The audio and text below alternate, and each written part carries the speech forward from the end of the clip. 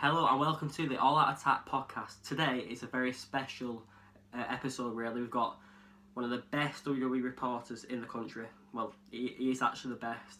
Gorilla Position. I've already spoiled it. James Delow is a great host.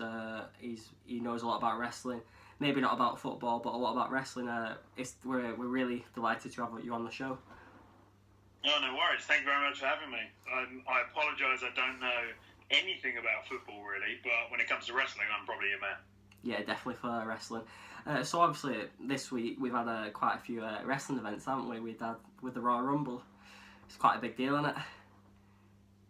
I feel like every week seems to be a pretty big week when it comes to WWE. There are so many shows to cover nowadays, but this weekend in particular was very busy. You had NXT TakeOver in San Antonio on Saturday night, then the Royal Rumble on Sunday night, of course, and then last night's Raw, and then SmackDown is tonight. It's a non-stop beast, is WWE.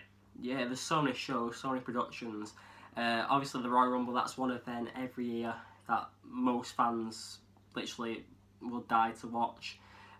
If you look on like the WWE calendar, obviously Royal Rumble is probably as high as WrestleMania, in my opinion, anyway.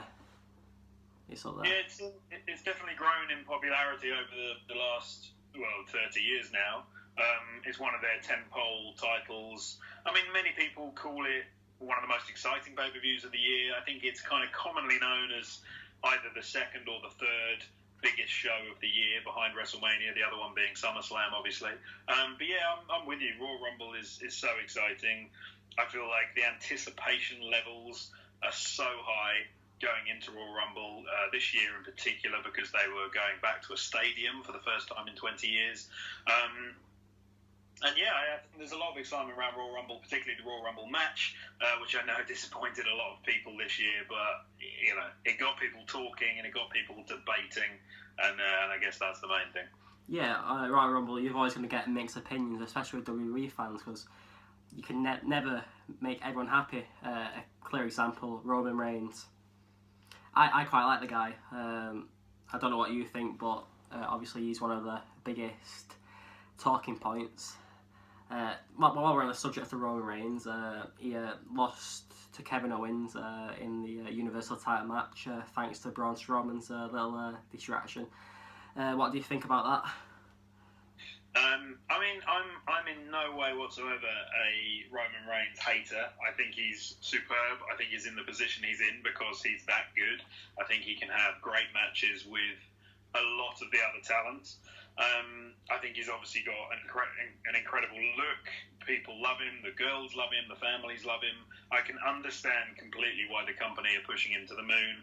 I didn't quite understand why he was brought in as the 30th entrance for the Royal Rumble, because I just felt like the WWE fans in attendance and watching at home, and also watching in sports bars, because there's been a lot of videos circulating online with just hundreds of people in sports bars going crazy at the fact that Roman came out as number 30, which is quite amusing. But I felt like all the fans were expecting a big surprise as the 30th entrant, and I think that's why they were so sorely disappointed in the fact that it was Roman. And I think, you know, Roman now has a bit of a history when it comes to flat endings at Royal Rumble events. And this sort of just added it to the list, really.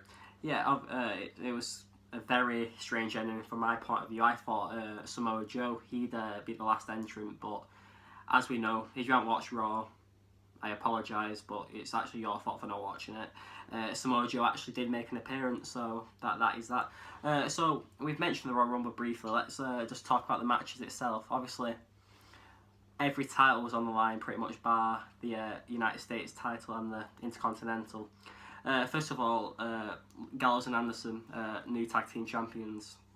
What's your thoughts on that? Obviously, they did a lot in Japan, as they never mentioned. Yeah. I mean, I liked it. I don't know. I really want to see these guys look really dominant and badass. You know, I think they did such incredible work in Japan. They had such a lot of momentum coming into the company when they first joined, and I think there was a lot of excitement about what they were going to do. And the impact they made last April when they joined Raw in such brutal fashion. I forget who they attacked now at ringside, but they came in their jeans and t-shirts and they were cool. Whereas I feel like now they're not as cool as they were, and that's probably WWE's fault, or that is WWE's fault. But I really like them, and I just want them to continue to grow and continue to do really, really good things. I don't think they're being booked in the way I would book them. I'm not suggesting I'm a creative, but also I think it's easy to question WWE's creative decisions, and a lot of people do, and a lot of people think they could book the territory better than WWE do.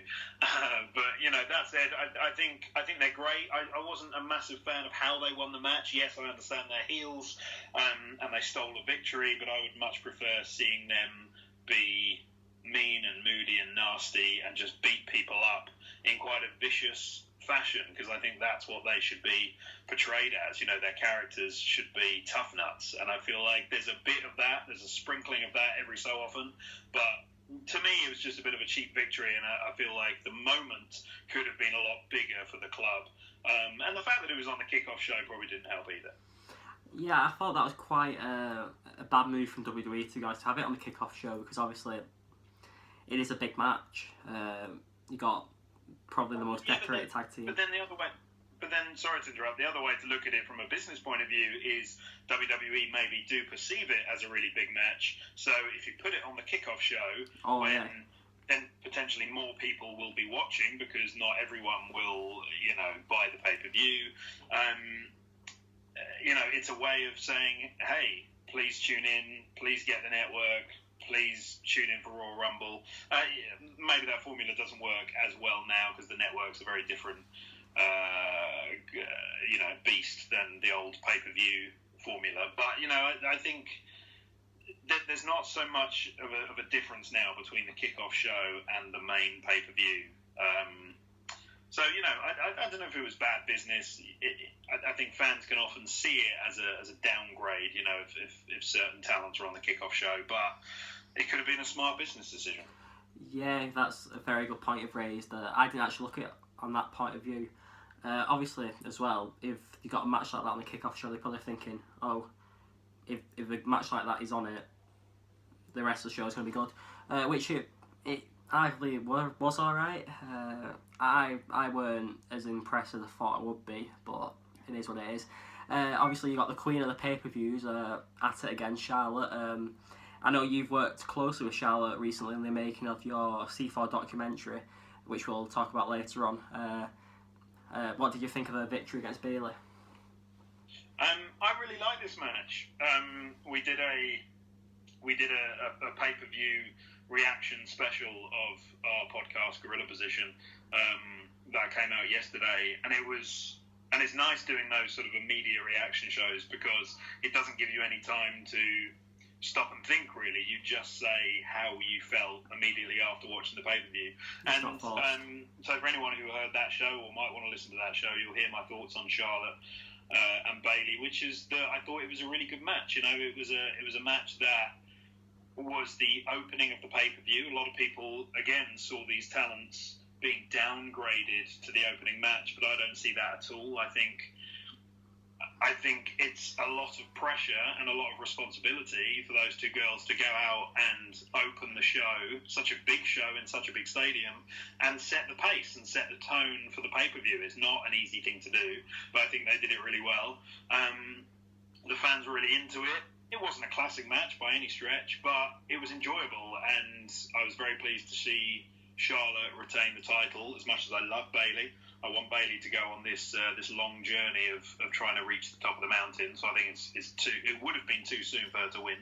So I'm pleased Charlotte won, pleased Bayley lost, and I thought the way in which Charlotte did it by hitting it was great, the natural selection on the ring apron, I thought was a really nice touch.